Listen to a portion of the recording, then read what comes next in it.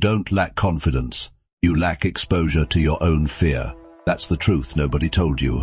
You keep saying you want to be fearless, but you've built a life designed to avoid pressure.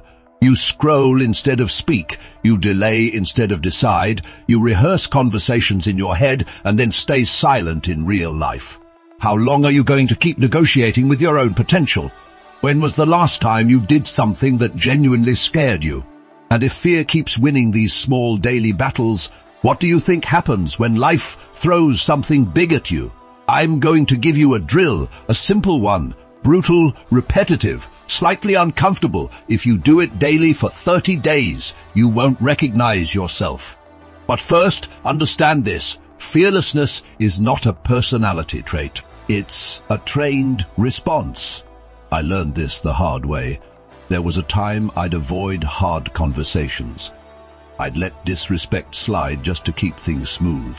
I'd say, I'll start tomorrow, about the gym, about business ideas, about anything that required risk. One night, around 1:37 a.m., phone glowing in my face, I caught my reflection in the black screen between apps, tired eyes, passive posture, comfortable but weak. Here's the harsh truth. Comfort addiction is the most socially accepted weakness. That night I made a decision, not a hype decision, a system decision. Every single day I would deliberately do one thing that made me uncomfortable. Not reckless, not stupid, just uncomfortable. The next morning I went to the gym at 5 a.m. Not because I felt motivated, because I didn't. The gym was quiet, empty racks, cold metal. My body wanted the bed. My mind wanted excuses. I trained anyway. That's the first takeaway. Fear shrinks when you move toward it. You don't wait to feel ready. You act while feeling resistance. Today, pick one task you've been avoiding and do it before noon. No negotiation. And here's what most people miss about this. It's not about the task. A week later, I forced myself to initiate a tough conversation I'd been postponing.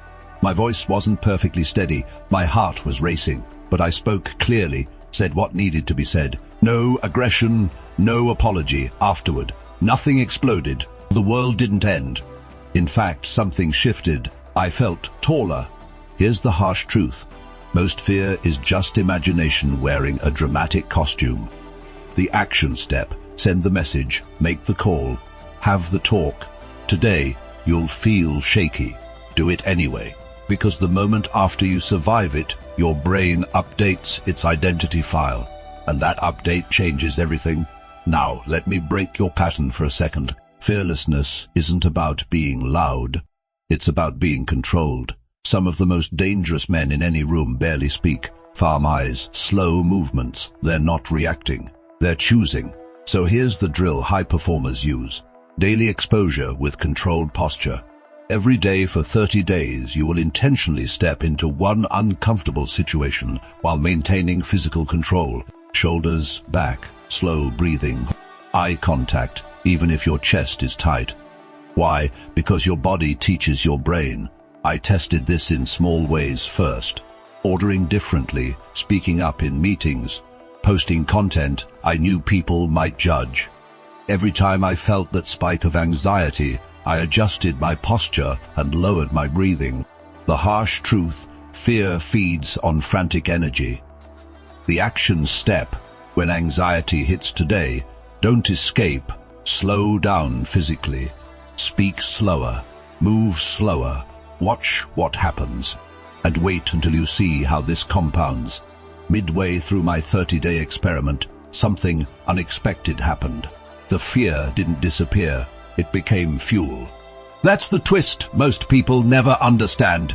You don't eliminate fear. You convert it. Around day 17, I realized the sensation in my chest before a challenge felt almost identical to excitement. Same heartbeat, same adrenaline, different interpretation. So I stopped labeling it as fear. I labeled it as readiness. Harsh truth. Your mindset isn't weak, your interpretation is. Action step. Next time your heart races, say internally, "Good, I'm ready." Then step forward. That simple reframing changes your nervous system response over time. And here's where it gets deeper. Most men think confidence comes from winning. Wrong. Confidence comes from surviving your own avoidance. There was a day I failed publicly, messed up a presentation, stumbled over words, felt exposed. Hold Me would have replayed it for weeks. Knew me. I analyzed it that night, adjusted, and signed up to speak again 2 weeks later. Pattern break. Instead of hiding after embarrassment, I doubled exposure. The harsh truth: embarrassment is temporary, cowardice is permanent. The action step: revisit something you failed at and re-enter the arena within 72 hours. Don't let your brain build a trauma story. Interrupt it, and the result will shock you. By day 25, people started reacting differently. Not because I was louder, because I was steadier. Eye contact held longer. Decisions made faster. Less over-explaining. Fearless energy is quiet. Here's another layer most won't tell you. Your environment is training your fear daily. The friends who mock ambition, the endless scrolling, the late nights, they keep your nervous system weak. Harsh truth: you can't build a fearless mindset in a soft environment action step. Change one environmental trigger today. Sleep earlier. Train harder. Reduce one distraction. Strength grows in structure, and structure removes excuses.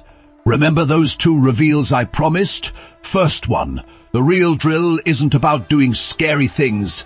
It's about proving to yourself daily that you act despite internal resistance. That proof compounds. After 30 days, your identity shifts from "I hope I can" to "I execute." Second reveal: fearlessness isn't a feeling you reach.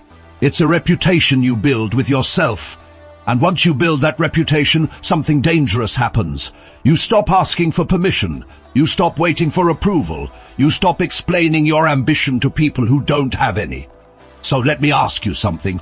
If you did one uncomfortable, controlled action every single day for the next 30 days, who would you become? How would you walk? How would you speak? What would you stop tolerating? Picture it. Alarm goes off. You don't hesitate. You move. You choose the hard option. Again and again. Fear doesn't vanish. It bows. This isn't about hype. It's about repetition. Small daily confrontations. Controlled breathing. Direct action. Environmental upgrades. Rapid re-entry after failure. 30 days from now, you won't magically become fearless. You'll become someone who moves anyway.